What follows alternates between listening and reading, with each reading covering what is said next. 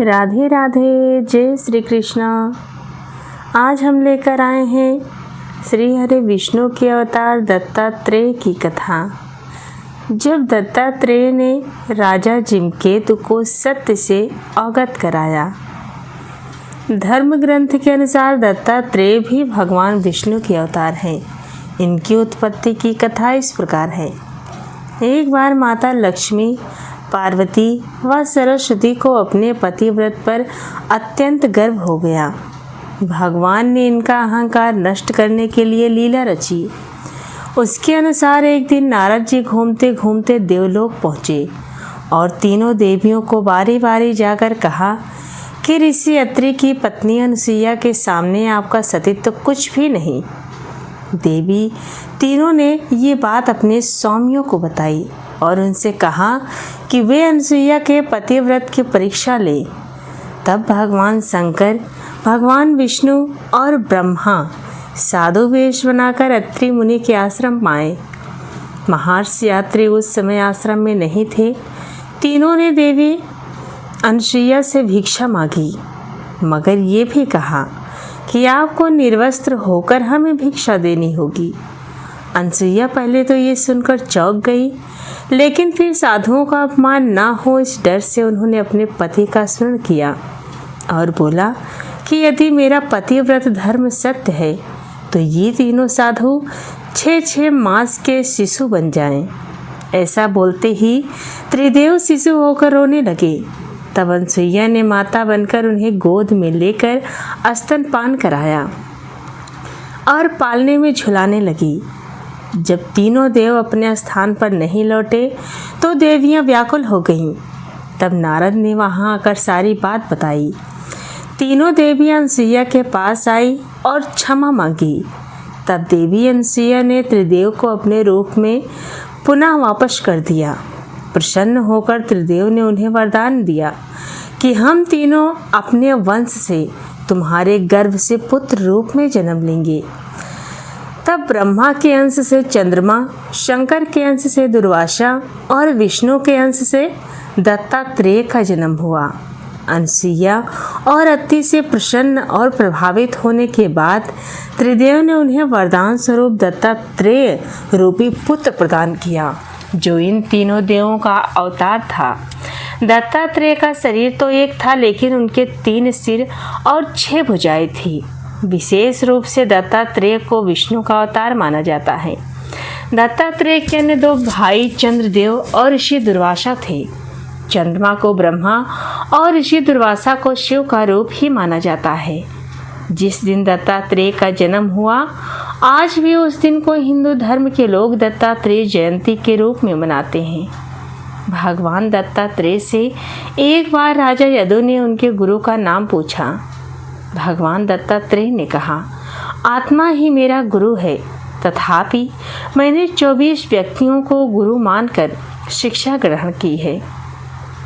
उन्होंने कहा, मेरे 24 गुरुओं के नाम इस प्रकार हैं: पृथ्वी, जल, वायु, अग्नि, आकाश, सूर्य, चंद्रमा, समुद्र, अजगर, कपोत, पतंगा, मछली, हिरण, हाथी, मधुमक्खी, शहद निकालने वाला, कुकर पक्षी, कुमारी कन्या, सर्प, बालक, पिंगला वैश्य, बाण बनाने वाला, मकड़ी, भृग, कीट। ये रहे उनके 24 गुरुओं के नाम। आगे जब दत्तात्रेय ने राजा जिमकेतु को सत्य से अवगत कराया। प्राचीन काल में बड़े सदाचारी राजा रहते थे एक, जिनका नाम था जिमकेतु। उनके राज्य में सभी बिना किसी चिंता के निवास करते थे। पूरी प्रजा सुखी एवं संपन्न थी। जिमकेतु ने अपने सामर्थ्य से अतुल धन संचित किया। उसकी वीरता और संपन्नता के कारण आसपास के राज्य में उसका कोई शत्रु न था। समस्त जगत में उसकी प्रशंसा होने लगी। इतना प्रचुर धन और सम्मान देखकर दुर्भाग्यवश उसने अपने मन में अथाह संपत्ति का अहंकार पैदा कर लिया। और राजकाज तो वो पहले जैसा करता था, लेकिन धन के अहंकार के कारण उसके स्वभाव में परिवर्तन आ गया। जिस राजसभा में कभी योग्य व्यक्ति हुआ करते थे, वो अब चटकारों से भर गई। जिमकेतु महर्षि दत्तात्रेय के महान भक्त थे और वर्षों से उनके दर्शन के लिए नित्य सुबह उनकी पूजा और ध्यान किया करते थे। इतने बड़े भक्त होने के बाद भी इतने वर्षों में दत्तात्रेय ने कभी उन्हें अपने दर्शन नहीं दिए, किंतु जब उन्होंने देखा कि उनका ये भक्त अब अहंकार के वश में आ गया है, तो उन्हें जीमकेतु पर दया आई और उन्होंने उसे सत्य का मार्ग दिखाने का निर्णय किया। एक दिन महर्षि दत्तात्रेय एक पागल के रूप में जीमकेतु के दरबार पहुँचे। उस समय राजा सभा में उपस्थित नहीं थे। तब महर्षि दत्तात्रेय जाकर उसके सिंहासन पर बैठ गए। ये देखकर सभी दरबारी क्रोधित हो उसे उस सिंहासन से उठाने का प्रयत्न करने लगे, पर कोई उन्हें हिला भी न पाया।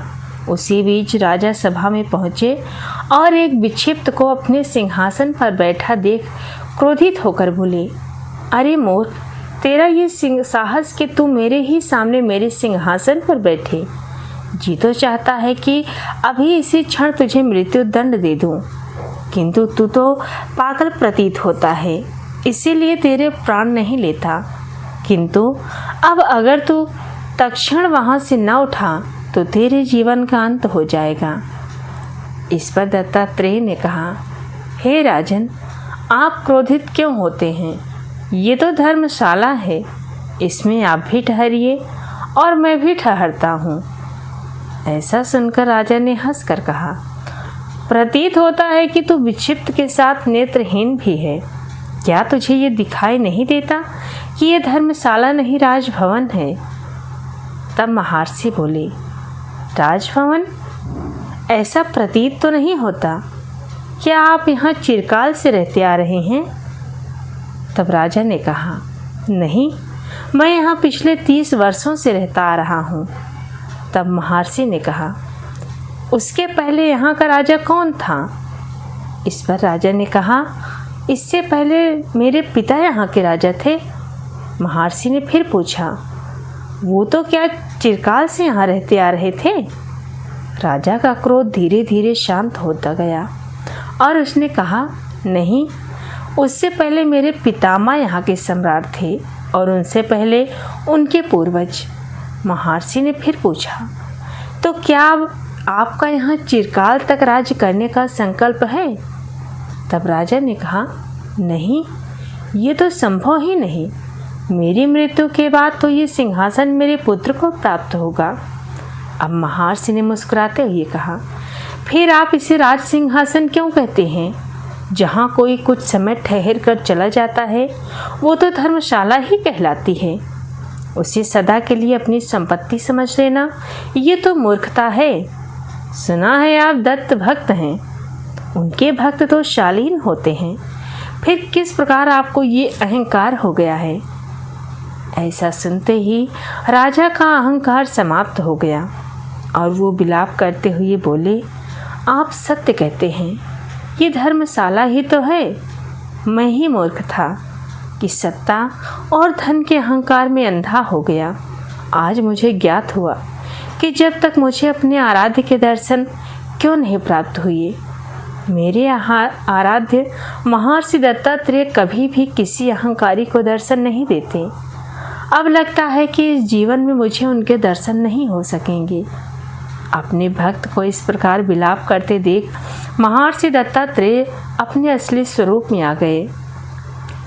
अपने आराध्य के दर्शन पाकर राजा जीमकेतु के आशीर्वाद और सलाह के बाद अपना राजपाट अपने पुत्र को प्रदान कर उन्होंने संन्यास ग्रहण कर लिया। तो ये रही दोस्तों भगवान विष्णु के अवतार दत्तात्रेय की कथा। आपको कैसी लगी कमेंट में ज़रूर बताएं, अपने दोस्तों में शेयर करें और हमारे चैनल को सब्सक्राइब करना बिल्कुल भी न भूलें, क्योंकि हम आपके लिए इस तरह की पौराणिक और ज्ञानवर्धक कथा लेकर आते रहेंगे।